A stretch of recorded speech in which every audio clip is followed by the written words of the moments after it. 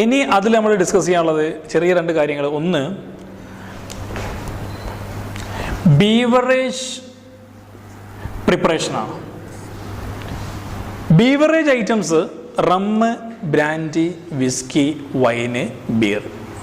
ഈ ബീവറേജ് ഐറ്റംസിനെ നമ്മൾ മൈക്രോബിനെ കൊണ്ട് ഉണ്ടാക്കിയെടുക്കാൻ പറ്റും. ഞാൻ ഈ പറഞ്ഞ rum, brandy, whisky, wine, beer പോലുള്ള ഐറ്റംസ് ചില മൈക്രോ ഓർഗാനിസം കൊണ്ട് നമ്മൾ പ്രിപ്പയർ ചെയ്യാറുണ്ട്. അതിന് ബെസ്റ്റ് എക്സാമ്പിളാണ് സക്കാരിയോമൈസസ് സെർവീസിയ എന്ന് പറഞ്ഞ ഈസ്റ്റ് കൊണ്ട് ബീവറേജ് ഐറ്റംസ് ഉണ്ടാക്കാറുണ്ട്. ബീവറേജ് ഐറ്റംസിനെ 5 ഐറ്റംസിനെ നമ്മൾ രണ്ടായിട്ട് ക്ലാസിഫൈ ചെയ്യും. ഒന്ന് ഡിസ്റ്റിൽഡ് ബീവറേജസും, രണ്ടാമത് നോൺ ഡിസ്റ്റിൽഡ് ബീവറേജസും. Distilled beverages rum, brandy, wine, whisky. ഏതൊക്കെയായിരുന്നു? റമ്മ്, ബ്രാൻഡി, വിസ്കി മതി.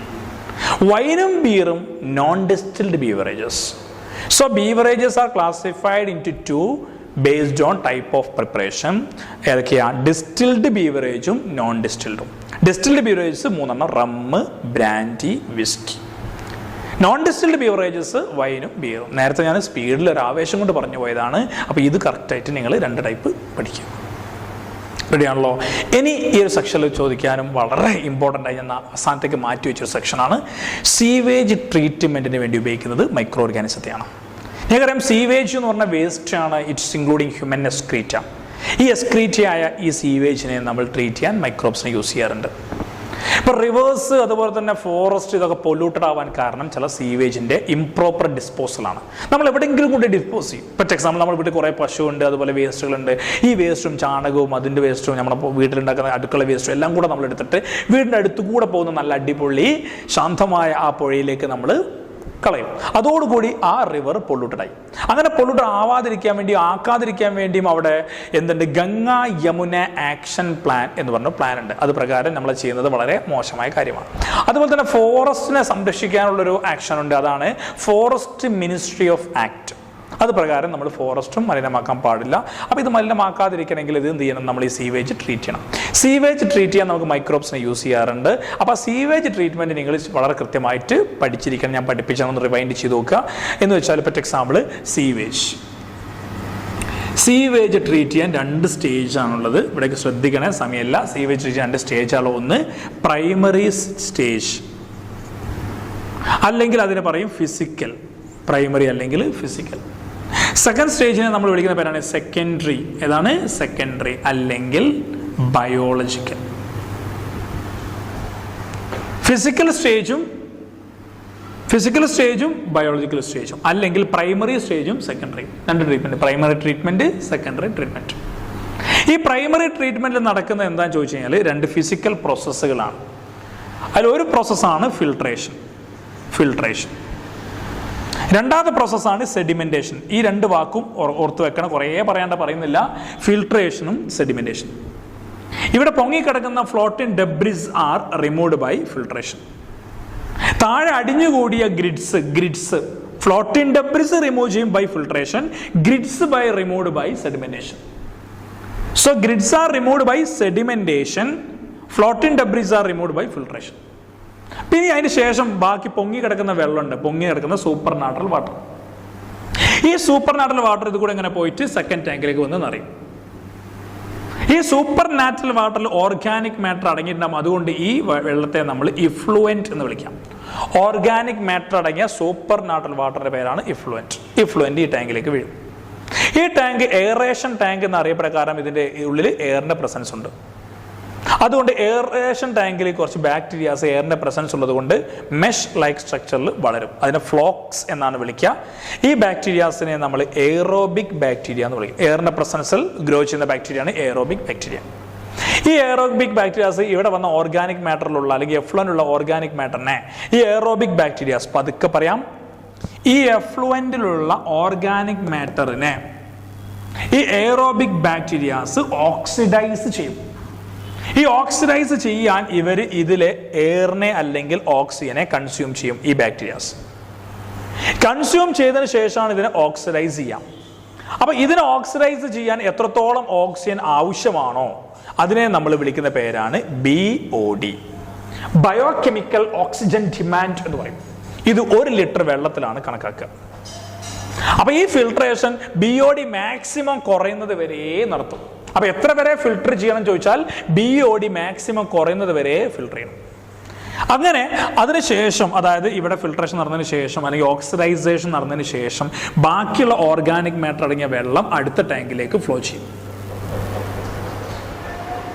ഈ ടാങ്കും സെക്കൻഡറിയിൽ തന്നെയാണ്. പക്ഷേ ഈ ടാങ്ക് ഇവിടെ എയറോബിക് ബാക്ടീരിയാസ് ആണ്. ഈ ടാങ്കിൽ ഫുള്ള് അടച്ചുകൊണ്ട് എയർ ഇല്ല.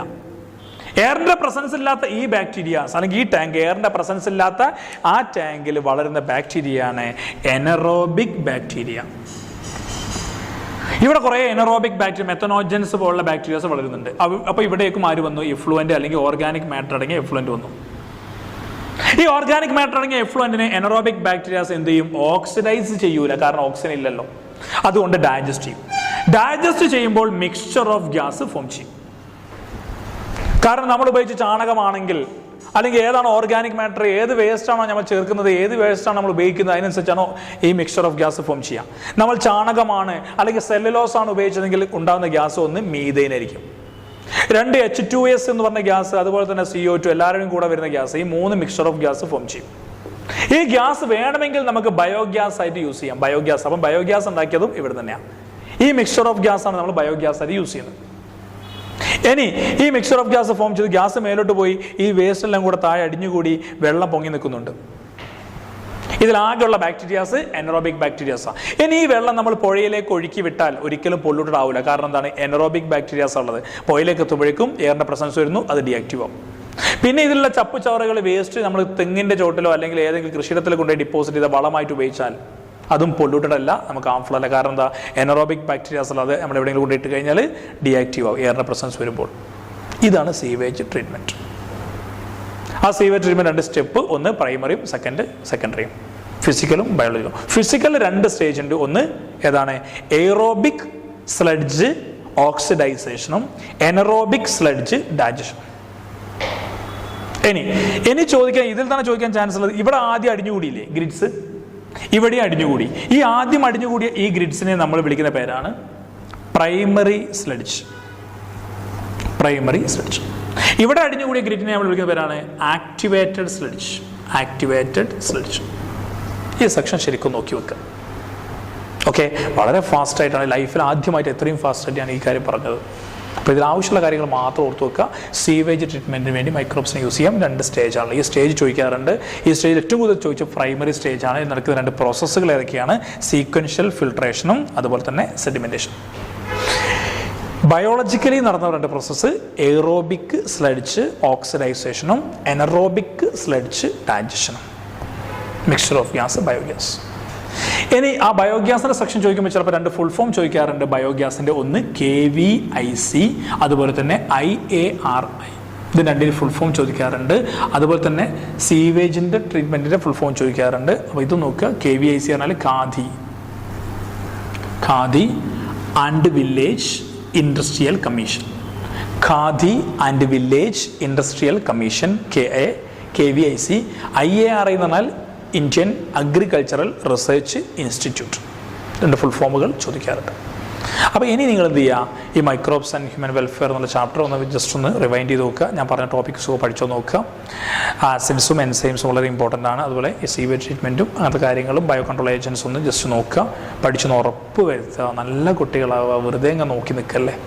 ഓക്കെ, ഇത് പഠിച്ച് ഉറപ്പ് വരുത്തി ഇന്നത്തെ എല്ലാ മാർക്സും സ്കോർ ചെയ്യുന്ന ഉറപ്പ് വരുത്തിയതിന് ശേഷം നമുക്ക് അടുത്ത ചാപ്റ്ററിലേക്ക് പോകണം. അപ്പോൾ എല്ലാവർക്കും, ഈ വീഡിയോ വാച്ച് ചെയ്യുന്ന നിന്നെപ്പോലത്തെ ഓരോ കുട്ടികൾക്കും, ഓക്കെ, വെറുതെ അങ്ങ് നോക്കി നിൽക്കല്ലേ, നിന്നെപ്പോലത്തെ ഓരോ കുട്ടികൾക്കും വളരെ നല്ല രീതിയിൽ ഉള്ള സഹായം ഞാൻ നൽകും. വളരെ നല്ല പ്രാർത്ഥന എപ്പോഴും മനസ്സിലുണ്ട്. അതുപോലെ തന്നെ നിങ്ങളും ഇത് വാച്ച് ചെയ്യണം, വളരെ കൃത്യമായിട്ട് പഠിക്കണം. കാരണം ഓർബിറ്റിൽ ഓരോ കുട്ടികളും നമ്മുടെ കുട്ടികളെ പോലെ തന്നെയാണ്. അതാണ് ഓർബിറ്റിൻ്റെ ഏറ്റവും വലിയ പ്രത്യേകതയും. Okay, so thank you for kind watching.